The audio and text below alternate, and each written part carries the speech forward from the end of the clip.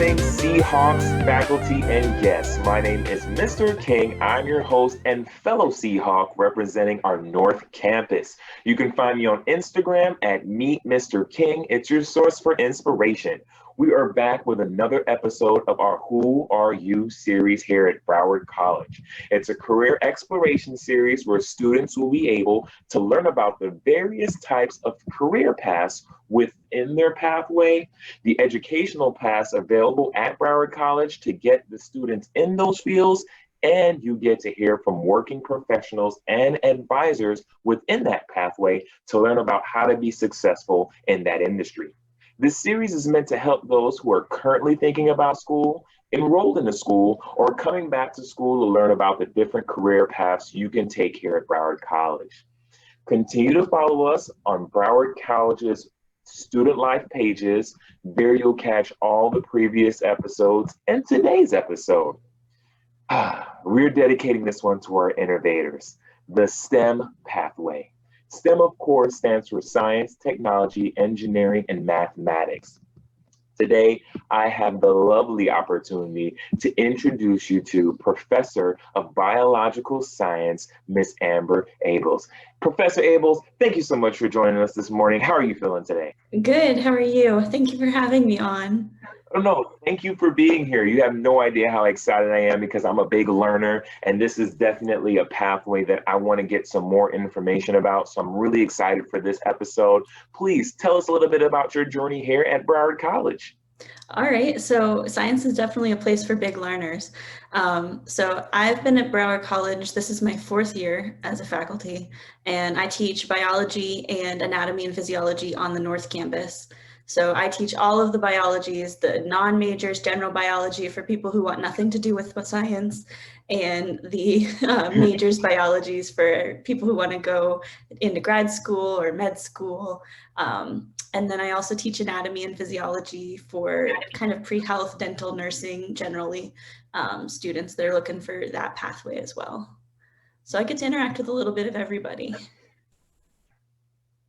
Now, was this something that you wanted to pursue when you were in college and you said, you know what, I'm going to stay in the science field and I'm going to keep moving forward, or was this a pivot move for you? It was totally a pivot. So I was always going to be a biologist. So biology was always my thing. If you had asked 5-year-old Amber what I was going to do, I was going to be a shark researcher and I was going to write a book about sharks. And I got really close. So I stuck with that. I took AP biology. Biology was my favorite. I got to college, so I went to Florida State, go Noles, and I majored in biology, and I did the marine biology certificate, and I had a ton of really cool undergraduate opportunities there. So I did undergraduate research with the shark guy at FSU, Professor Dean Grubbs, and that was awesome. And so that was my first experience like shark fishing and catching sharks. And I did an internship at the Florida Aquarium in Tampa one summer. And then there was one summer that I actually lived in the Bahamas. So there's a shark research station in the Bahamas called the Bimini Biological Field Station. And so I lived there for 2 months, roughing it, tagging lemon sharks, and it was awesome. And all of that got me to grad school. And I went to USF to work with Professor Phil Moda. He's retired now, but he was the shark guy at USF. And that's when I started kind of pivoting. So I did my master's on king mackerel, which are those really big, very delicious, I don't eat them anymore, but very delicious fish that you can get. And I looked at their jaw and their feeding performance. And so I actually got a grant from Guy Harvey while I was there to go charter catching fish, and caught a bunch of king mackerel and did my master's research. And then the whole time, so one of the things that you do in graduate school for biology is you can get that paid for by the school. So you either work as a research assistant for your major professor, or you work as a teaching assistant. And so all throughout this time I had been teaching. I did tutoring as an undergrad, and I worked as a teaching assistant during graduate school. And by the time I was done with my master's program, I was super done with research in biology, and I really just wanted to teach. And that was one of the hardest decisions ever to make, because I did really well in grad school. If I have one really good career skill, it's getting into grad school. So I got accepted to a PhD at UC California, or yeah, UC Davis, to continue studying fish. And I was like ready to go, and it was April, and I flew out to California to do my interview with everybody. And it was the plane ride home where I was just like, I can't do this. This isn't the right path for me. It was terrifying because I had spent my entire life, like seriously from before I can remember. You know how kids have like teddy bears? I have a stuffed shark.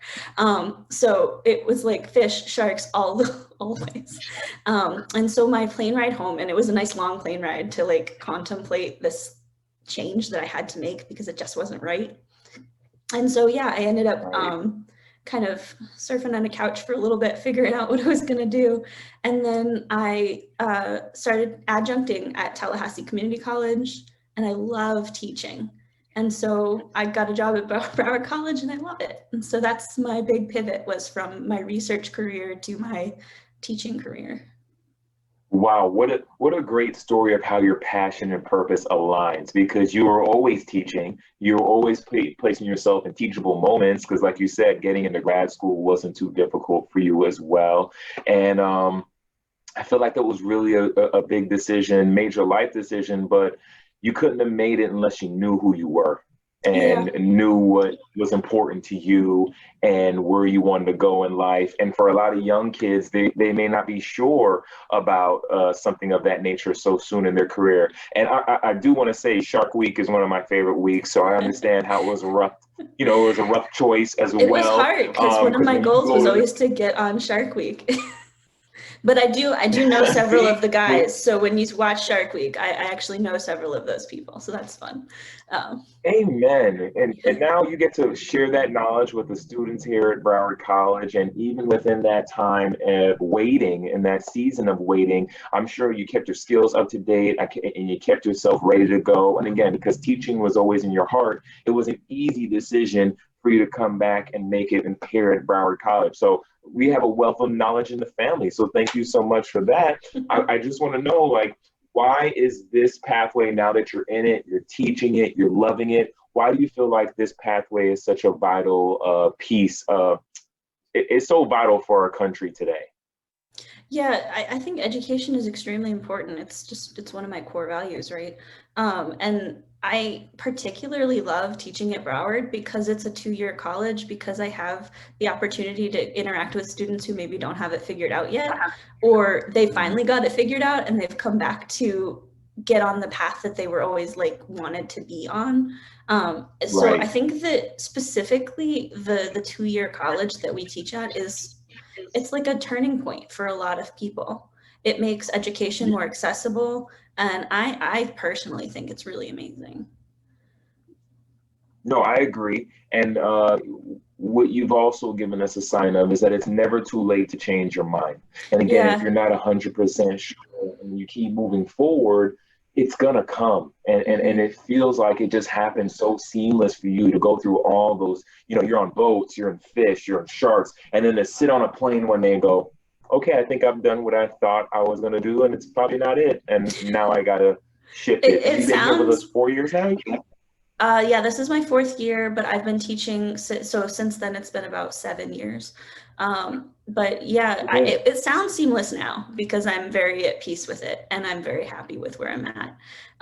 But at the time it was anything but, because my values changed throughout grad school, and I didn't realize it until the end of grad school, and then it hit me like a train. So I went through probably that entire summer from when I finished my master's degree until the next fall when I got my first teaching job. I was very, very depressed, very like did I make the right decision? I can't believe I just turned down an amazing PhD program. Like, why did I do that? And then it wasn't until I really got, I moved to Tallahassee because that was where I was familiar with. And I started teaching at Tallahassee Community College. And once I started teaching there, I was like, yeah, I really did make the right choice. So like it took almost 3 or 4 months after making that decision, agonizing over it, being really upset, worrying about being able to find a job. Like it was definitely anything but seamless at the time. But I still think it was the right choice. Yeah. No, I think it was the fact that we're sitting here speaking right now lets you know how much of a right choice that was. And again, I love your vulnerability so far in this conversation because, yeah, some students do feel like they're going through depression when they don't know all the answers and we're not sure. And then you have the pressures of your parents and then paying for it and then trying to live and then try to understand. And you went through that even as a professor here at the school. So now you're able to share that with the students that you get to teach, and you get to explain your story and how you've gotten through and how you've gotten better. And I feel like that is, I wouldn't say more useful, but that is one of the most intricate pieces of the college experience that a lot of people underestimate, is that when you get the opportunity to speak with those who have been there, who can tell you, this is what I've experienced. I'm not trying to say you're going to experience the same thing, but there are going to be some trials and tribulations with this pathway, and there is going to be some work that you have to put in to be successful in this pathway. How do you keep your kids motivated when the work and the STEM pathway seems so overwhelming?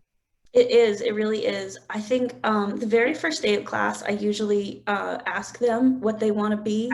And in person, we talk about it like on the day we go over the syllabus. Online, we did an introduction this semester where I asked them, like, what are your university goals? What are your career goals? And in anatomy and physiology, I get a ton of like, I want to be a nurse or some kind of paramedic or some kind of health ally field. And then in my like other biology classes, I get, I want to be a biologist. I want to be a doctor. Mostly, I want to be a doctor. And these are fields where they're really difficult pathways, and they're not just like hard, but they're long. Like to go to medical school is just a long road. So some of that motivation has to be intrinsic to the student to make it the whole long way. Yeah, but I try to remind them over and over again, like, that exam was tough, right? We all had a tough time with that. But keep in your heart, like when you're at night and it's 12 o'clock and you're just annoyed, like this is the road to what you really want from your life. Like you want to help people, you want to be a nurse. This is the pathway. So I try to remind them of that. Like we talked about this at the beginning. I told you this was going to come up. And so I try to just remind them, like, your goal is your motivation. Yeah, this is just a part of the process. That's pretty much what it is. How do you keep it fun? I'm pretty casual in class, and I try to be really flexible, especially with online. So I like super understand. I have a 3-year-old son. I have a full-time job, like thank God, and I have a doctorate program that I'm currently in.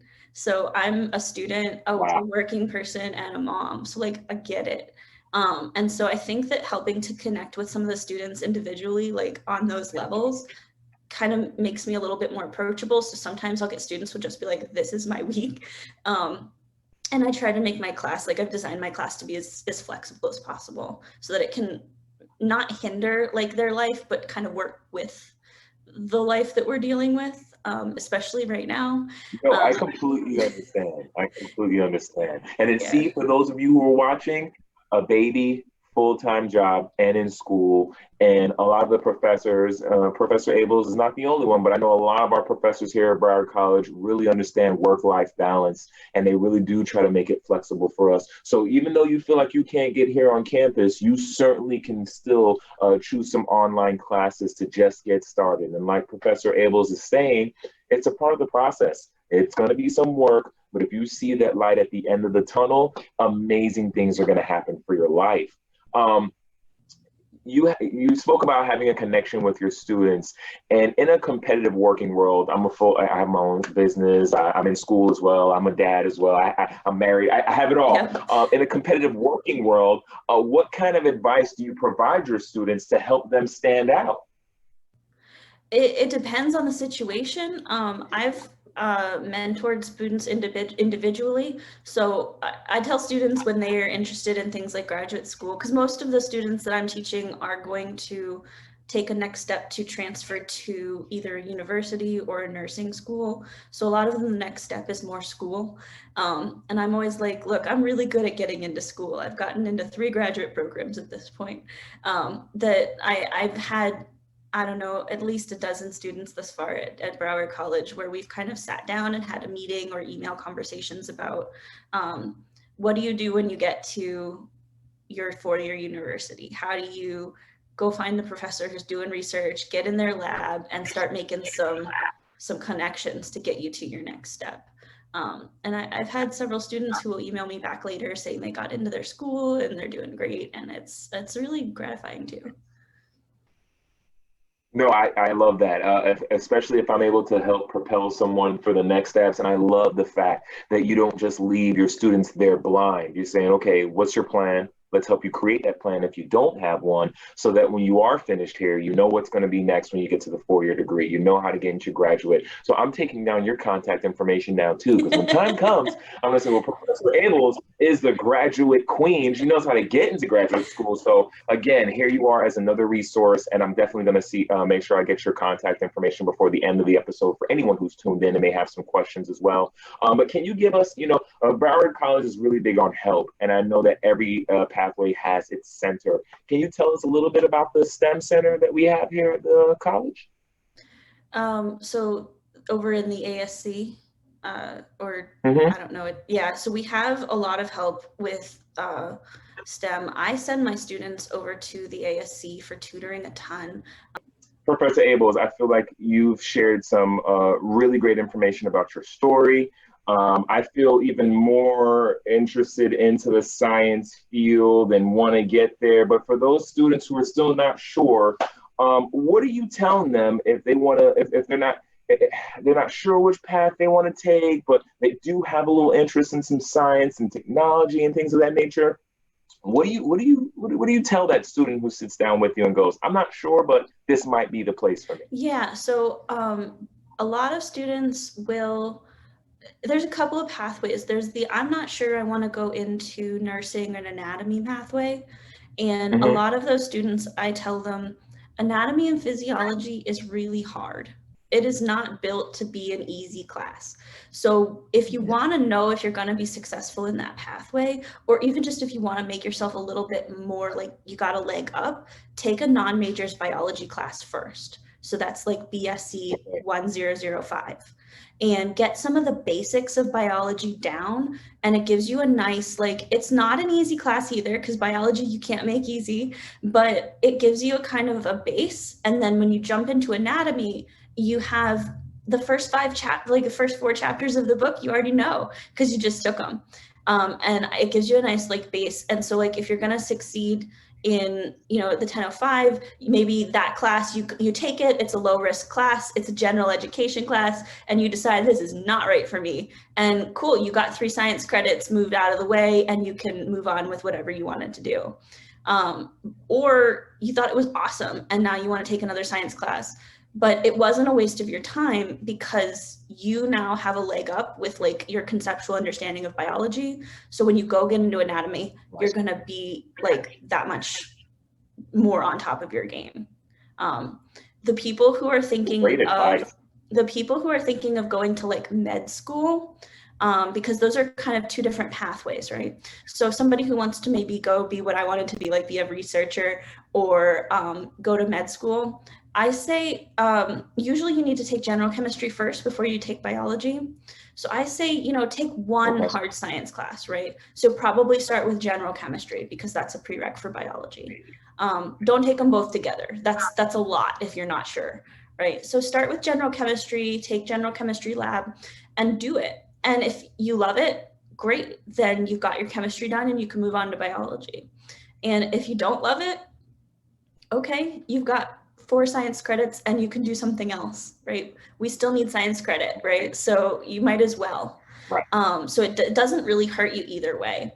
And I think that if you're really not sure, the best answer is to just try, but try just one, right? Instead of like loading your plate with biology and chemistry and like trigonometry or something else and like killing yourself for the whole semester with a whole bunch of really hard STEM classes.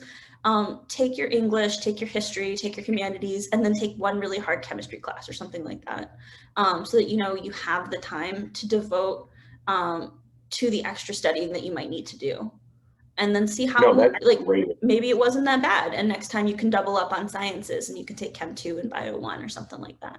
But No, yeah, it makes I perfect try sense. to yeah, I try to say, like, if you're not sure or you're not confident, don't stack the classes that you might not be confident in.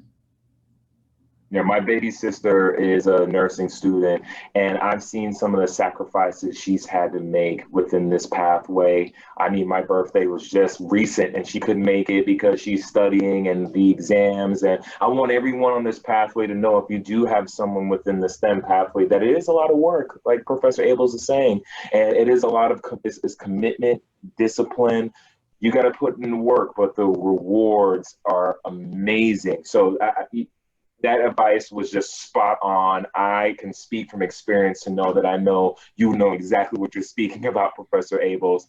And with the way the pandemic has affected 2020, now more than ever, we need our scientists and our engineers to help us prevent things from getting worse. How do we bring more attention to such an important pathway here at Broward College so we bring the right people in so we can help save this world?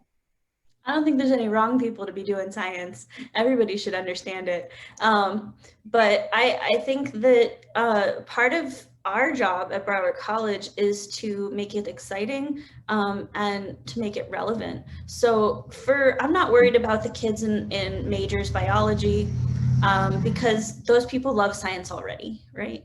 But Mhm. if you're, maybe you want to be an accountant or you want to do something else.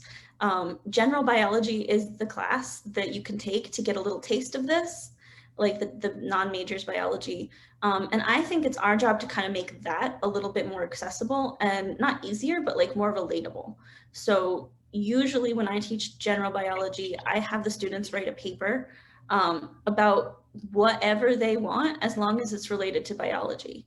So if they have an interest Wow. in bodybuilding, they can write about bodybuilding because that's building muscles, and then you can talk about that in biology. And I think that a lot of the next time I teach that class will be a lot about COVID, and that's fine. But yeah, I think that allowing for some change in some of our kind of entry level science classes to be kind of adaptable to each individual person helps them get more interested in the specific like field. That is Professor Abels, this has been one of my most informative conversations, and I've learned so much. I'm over here saying, "Can I take notes?" And I'm like, "Okay, maybe I'm gonna have to rewatch this myself because you've shared some really great information. I'm even more interested in somewhere. I'm in a completely different pathway, but you've given some great advice into regards to we all should know science. I would like to understand more about the world that's happening around us and how we can get better. And your time has been absolutely valuable, so I do appreciate you for it. I know the just the STEM pathway is, it's a key.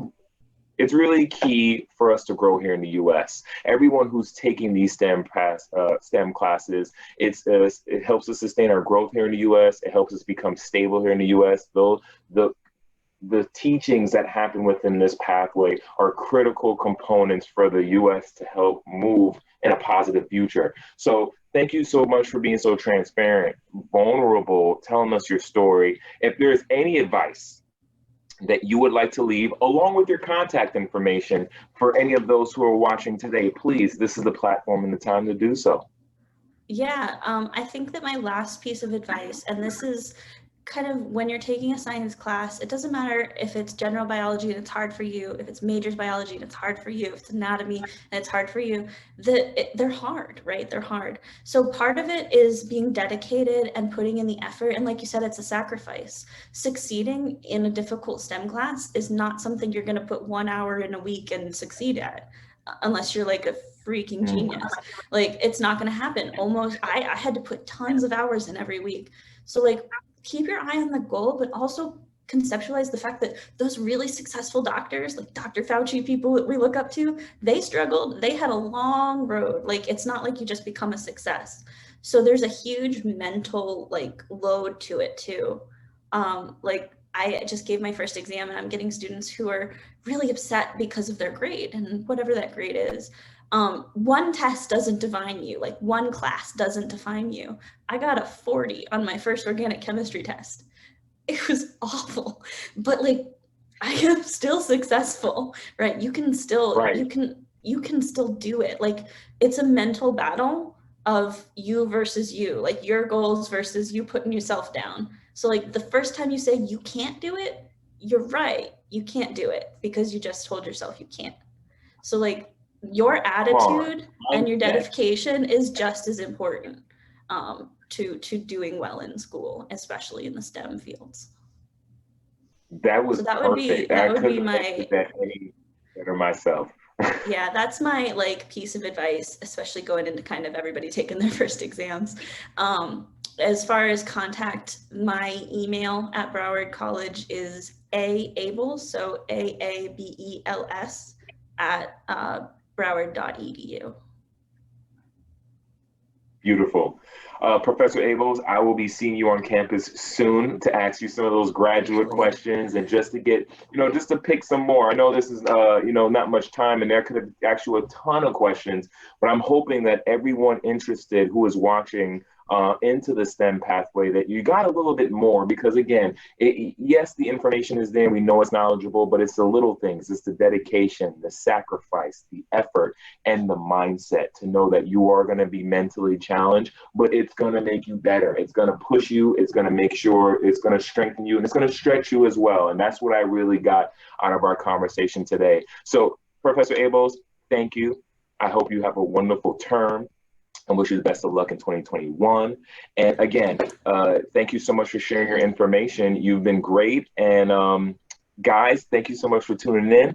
Once again, this is Mr. King, and that is Professor Abels. And you've been tuned in to a Who Are You series. I hope you have a wonderful week, and I'll see you on the next episode. Thank you so much for tuning in.